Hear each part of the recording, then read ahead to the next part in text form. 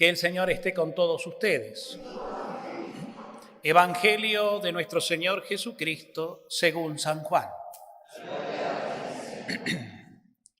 Jesús fue al monte de los Olivos. Al amanecer volvió al templo y todo el pueblo acudía a él. Entonces se sentó y comenzó a enseñarles.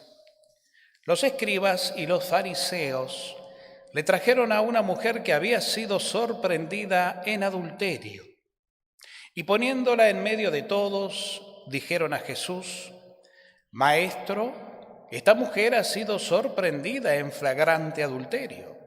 Moisés, en la ley, nos ordenó apedrear a esta clase de mujeres. ¿Y tú qué dices? Decían esto para ponerlo a prueba, a fin de poder acusarlo. Pero Jesús, inclinándose, comenzó a escribir en el suelo con el dedo.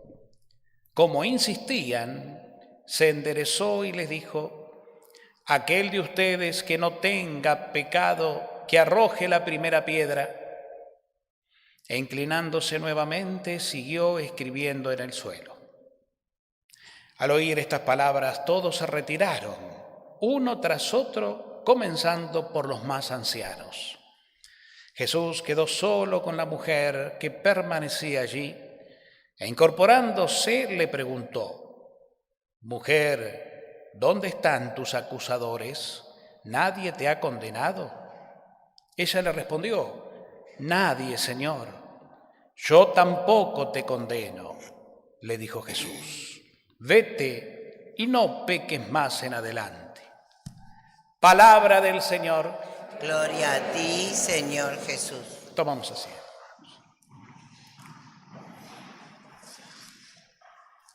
Bueno, muy queridos hermanos, quinto domingo de Cuaresma, 5 semanas ya, pasaron 4, estamos encarando la quinta y una semana más ya estaremos celebrando el Domingo de Ramos y la Semana Santa.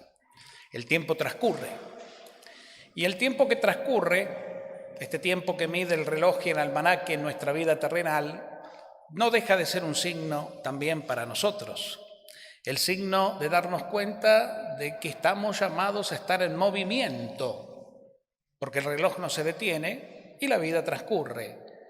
Y nosotros no podemos pasar la vida como simples contemplativos o así, espectadores, sino tenemos que estar en movimiento también. Y de hecho lo estamos. Nos levantamos temprano y encaramos el día, el trabajo, la jornada, etcétera, etcétera. Y de hecho llegamos a la noche agotados por tantas cosas que hacer. Pero cuando me refiero a movimiento, no solo me refiero al movimiento que nos impone el ritmo de la vida, sino también al movimiento interior. Dentro nuestro, el Espíritu está. El Espíritu de Dios se mueve. Hay una frase en una oración de liberación donde le pedimos a Dios que las aguas del bautismo que un día fueron derramadas sobre nosotros para darnos nueva vida, retrofluyan, dice, dentro nuestro, ¿no? Como una fuente que emana y emana y emana gracia y bendición. Para nosotros, guiados, nutridos por esa fuente inagotable de vida divina, podamos realmente hacer de nuestra vida interior una realidad más profunda, más activa, o sea, interiormente, en aquello que parece pasivo, porque tal vez no nos detenemos mucho en ello, pero que no para. El Espíritu Santo no es una paloma entonces que tenemos que mirar que cruza el cielo, porque así no es el Espíritu en verdad. El Espíritu Santo es el poder de Dios, el amor de Dios que va y viene dentro nuestro inquietándonos. El Espíritu te inquieta, te quiere inquietar, te llama a estar vivo. Ese Espíritu que inunda tu alma de vitalidad divina, ¿no?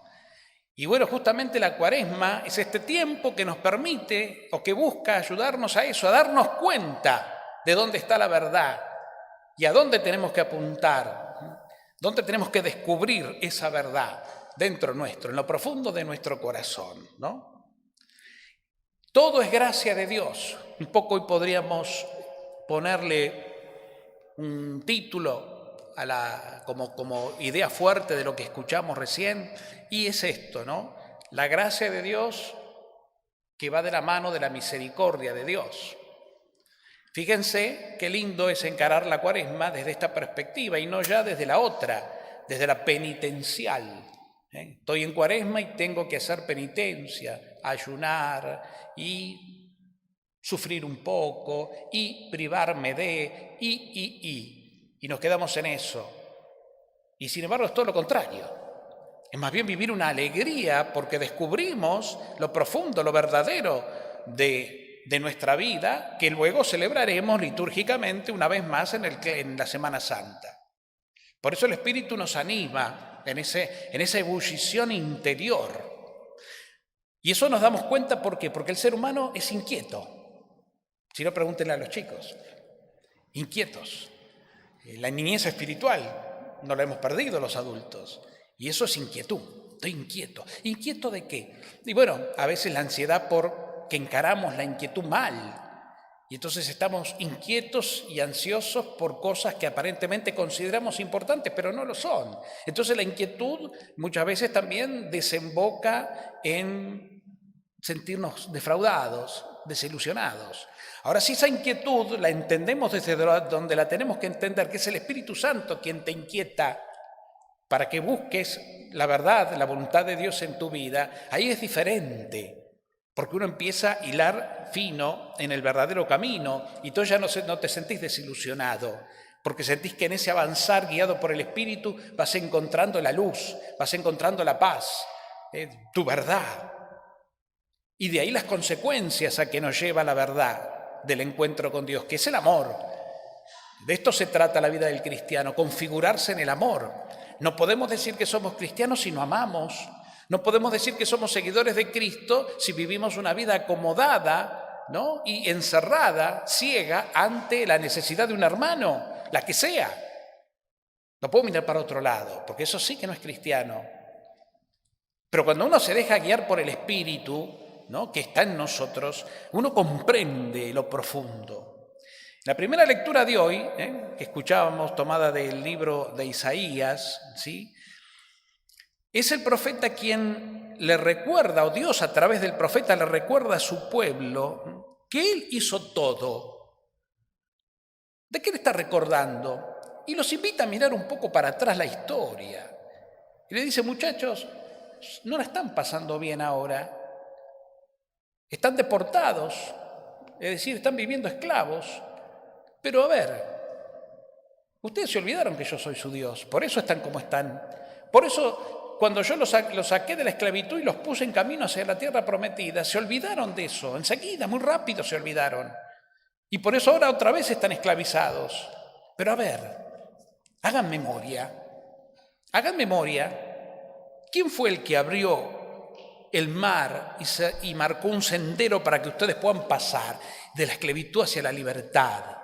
¿Quién fue? ¿No fui yo?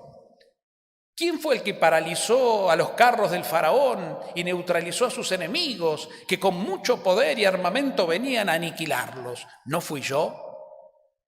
¿Quién es el que hizo con ustedes una alianza de amor, donde lo único que les pedí es que yo sea su Dios para que ustedes sean mi pueblo y esa alianza sea indisoluble y sean un pueblo bendecido, un pueblo admirado y hasta envidiado por el resto? ¿No fui yo? Y se olvidan rápido de todo eso.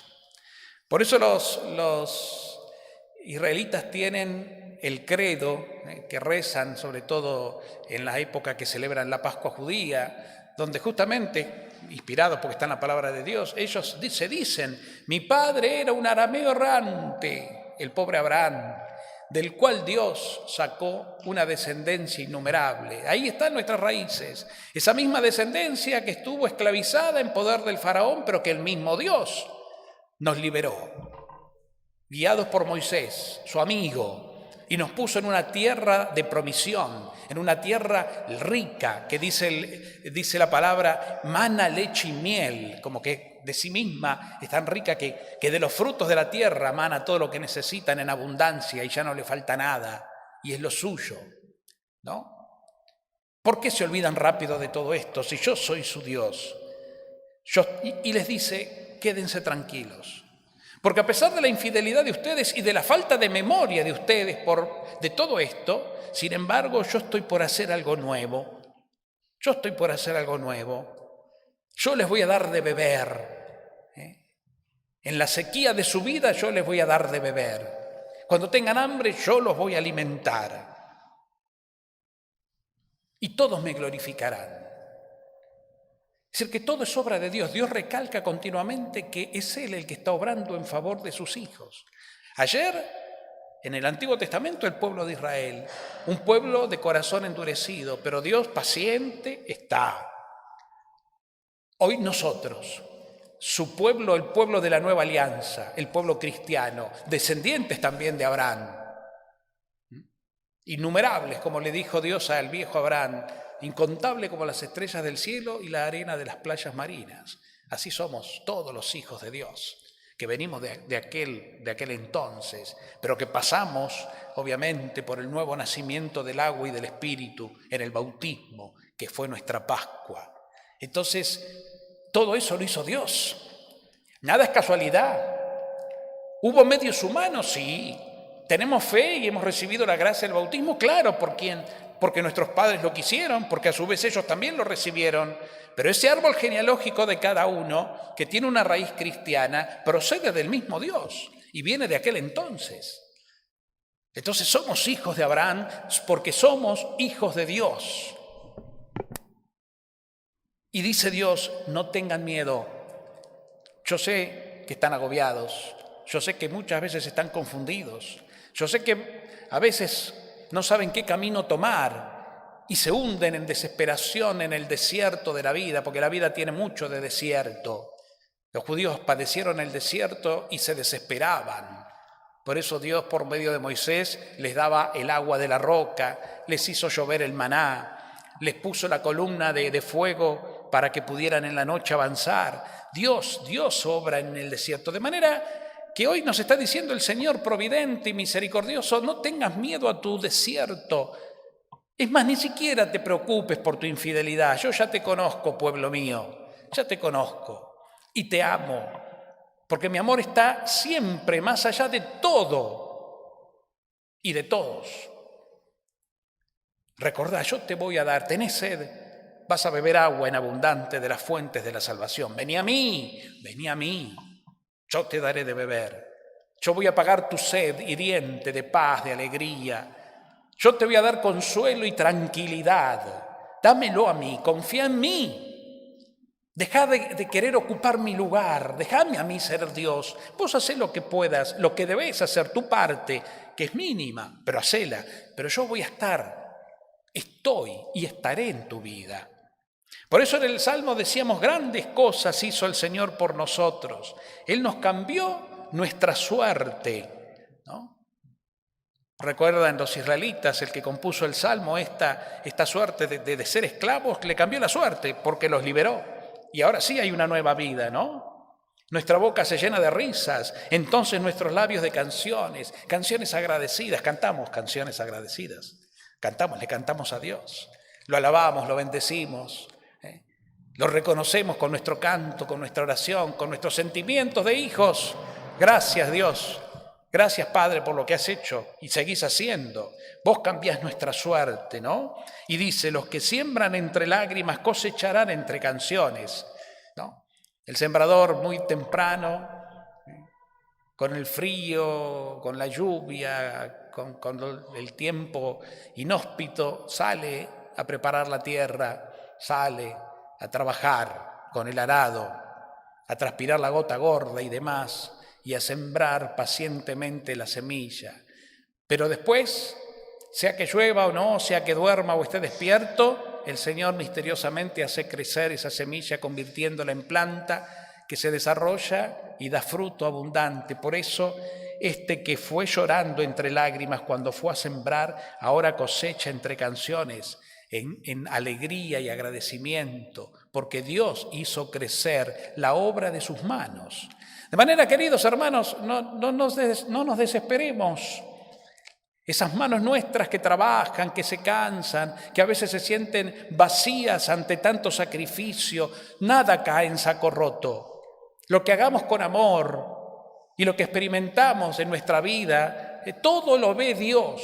Lo único que nos pide es confianza, esa confianza que va entre el sembrado y la cosecha del tiempo, donde Dios obra secretamente sin que nadie vea nada, pero que está obrando porque es Él quien hace crecer lo que después nosotros cosecharemos. Ese es el camino interior entonces, ese es el camino de la vida espiritual, a la cual se nos invita a transitar de una manera más decidida en este tiempo de Cuaresma, porque queremos celebrar la Pascua como la gran cosecha nuestra, en esa noche santa del sábado de gloria y en los 50 días que se prolongará después la Pascua, queremos cosechar y cantar gozosos alabanzas a Dios y volver a cantar antes del Evangelio el aleluya, que significa alégrate pueblo de Yahvé por las obras que Dios hizo en favor tuyo. Hermanos, por eso Pablo en una de sus cartas dice, estén alegres cristianos, porque Dios hizo obras maravillosas por ustedes y las sigue haciendo cada día. Como decíamos hoy recordando el pasaje bíblico de Jesús, mi Padre es un obrero que permanentemente trabaja dando vida, es un motor que da vida, que no se detiene. Y esa vida es para nosotros. En la segunda lectura, escuchamos la carta de Pablo a los Filipenses y dice que por el sacrificio de Cristo, todas las cosas han sido renovadas y el sacrificio de Cristo me hizo a mí semejante a Él. Por eso todos con Cristo, dice Pablo, hemos muerto al pecado y al hombre viejo y hemos resucitado. Somos hombres nuevos. Hemos alcanzado la meta, ¿no es cierto? Por una esperanza que está viva en nosotros, que no es esperar pasivamente que nos llegue algo, sino es vivir ya en el presente de cada día la acción de Dios, lo que somos, redimidos por Cristo. Y la vamos alcanzando a esa meta día a día. No hay que esperar a morirse para alcanzar la meta de la gloria. La gloria de Dios vive en tu corazón, está en vos. Hoy decíamos en el retiro que hay que volver a Dios adentro, desde adentro, porque ahí es donde se descubre uno toda la verdad. Esa verdad de esto que estamos meditando, esto que anuncia la palabra, y descubriéndola en el interior de nuestra vida de contemplación y de oración, la vamos haciendo vida hacia afuera. Porque el que se sabe amado y beneficiado sale a dar lo mismo que recibió gratuitamente. Gratis han recibido, gratis den. Vos recibiste la vida gratuitamente. Vos no pediste nacer, Dios lo quiso y te regaló el ser y te adoptó como hijo. Y te llenó de sus dones, aunque te cueste creer, porque a veces nuestro corazón está endurecido por dolores de la vida y por un montón de cosas, y en vez de reconocer la obra de Dios, estamos endurecidos. Y no somos agradecidos porque nos quedamos con el vaso medio vacío en vez de ver el vaso medio lleno. Y el Señor nos invita a este desafío, ¿no? Porque nos ama. Y su amor es eterno y misericordioso. Y en el Evangelio escuchamos este relato tan conocido, ¿no es cierto? ¿Cuántas veces lo habremos leído y releído? El de la mujer adúltera. Esta pobre mujer, una mujer de una vida así, licenciosa, sin valores, entregada tal vez a la prostitución, con un corazón lastimado. Por eso la actitud de Jesús nos demuestra que a Dios no le importa lo que hacemos, le importa lo que somos. A Dios le importa la persona. Dios no tiene prejuicios. Cuando nos mira de frente no nos condena, no, porque vos estás, pero no te olvides de esto, de aquello, del otro y de lo de más allá. Ese no es Dios. Esos somos nosotros, que no tenemos para nada los sentimientos del Padre, que nos falta un montón. Fíjense Jesús. Jesús demuestra los sentimientos del Padre, como el otro día nos contó la parábola del hijo pródigo, ¿recuerdan? Y ahora nos cuenta esta otra, que no es una parábola, que es un acontecimiento armado por el evangelista donde lo que quiere dejar sentado, más allá del episodio en sí, es que Dios ve más allá y que Dios está para rescatar, no para condenar ni juzgar. Te traen una mujer adúltera, sorprendida en adulterio, Fíjense, una mujer, pero el adulterio se comete de a dos. Acá el hombre, si te he visto no me acuerdo, y algún que otro comentarista decía que cuando leía estos días la preparación de la homilía, dice, y capaz que era uno de los que estaban ahí pidiendo ser apedreada, el que fue cómplice de su adulterio. La mujer estaba sola, desprotegida y encima amenazada. Se la traen a Jesús. Y fíjense la maledicencia de todos estos. En una fiesta donde había mucha gente, Jesús estaba enseñando, se supone que el escenario sería mucha gente rodeándolo. Jesús enseñaba, y ahí es donde los judíos y los fariseos lo rodean y le tiran en medio, así, se la tiran. Acá está.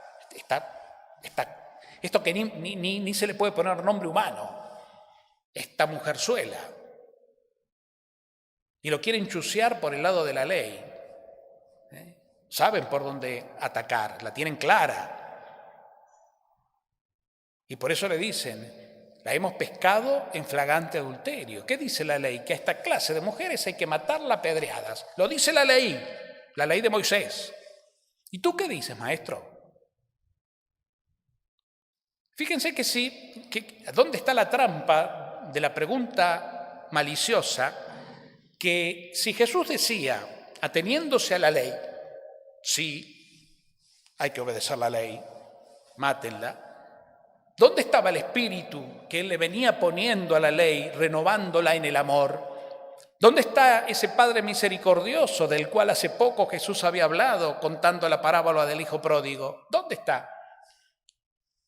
Pero si decía que no, es un transgresor en algo tan delicado y peligroso. Por eso Jesús dice que escribe en el piso como estando más allá de todo. Y hasta tal vez meditando en su corazón lo que el Padre le tiene que inspirar, responder. ¿Qué querés, papá, vos que me mandaste a salvar al mundo? ¿Qué querés que haga? ¿Qué tengo que hacer? ¿Qué querés decir ante esta pobre mujer? Y luego se incorpora y dice, bueno, el que no tenga pecado que tire la primera piedra. Y dice que no quedó nadie, se fueron de a poco, empezando por los más viejos. Parecería que cuanto más acumulación de vida, también más acumulación de pecado. Ponele. Pero bueno, no es el caso. El caso es que no quedó nadie, porque les tocó justamente donde todos tienen la herida abierta. ¿Dónde tiene el hombre la herida abierta? Que no sangró, que sigue sangrando y supurando todavía. En la condición de pecado. ¿Y a qué pecado se refiere concretamente? ¿A determinados pecados, actos inmorales? No. Al pecado de querer ocupar el lugar de Dios y no dejarlo a Dios ser Dios en la vida. Ese es el gran pecado, el pecado original. Les puso el dedo en la llaga. Por eso se fueron todos. Hasta las autoridades que podrían creerse con autoridad porque eran los santos de la época. Quedó él y la mujer. Mujer, ¿dónde están tus acusadores? ¿Nadie te ha condenado? Nadie, Señor. Yo tampoco te condeno. Vete y no peques más en adelante. ¿Qué le está pidiendo Jesús aquí? Porque también es bueno entender bien esto, ¿no? Que sea perfecta, que de aquí en adelante sea una mujer pura, virtuosa, etcétera, etcétera. No. Jesús sabe que como ser humano se va a volver a equivocar tal vez. No sé si en este pecado concretamente, tal vez no, por lo que le causó, pero en otros, como todos. Porque todos tenemos pecado y todos somos reincidentes en el pecado. Las habladurías, las indiferencias, las omisiones, las faltas de misericordia, pecado de todo tipo, la desobediencia a papá y a mamá, el no estudiar, no hacer los deberes. Todos tenemos pecado. Pero ese no es el pecado al que Jesús hace referencia, sino ese pecado que hacía a la pobre mujer vivir infeliz, como un pedazo humano usado y manipulado por los hombres. No peques más, es decir, no te compliques la vida. Ahora has experimentado un amor, Ese amor que tal vez estuviste buscando y no encontraste, ahora te llegó. Andate en paz. Andate llena de amor. Y yo estoy seguro que esta mujer realmente se habrá ido feliz. Y no habrá vuelto a pecar. Es decir, no se habrá vuelto a exponer a la miseria, porque ahora estaba llena de riqueza. La riqueza que Jesús, por la misericordia del Padre, le entregó. Bueno, hermanos, nosotros también somos adúlteros, con otra clase de adulterio, sí, obviamente, pero adúlteros. ¿Qué significa adulterar? Significa estropear algo genuino. Lo que es genuino y es bueno y es puro, nosotros lo contaminamos con impurezas. Y esa es la gracia de lo que realmente somos.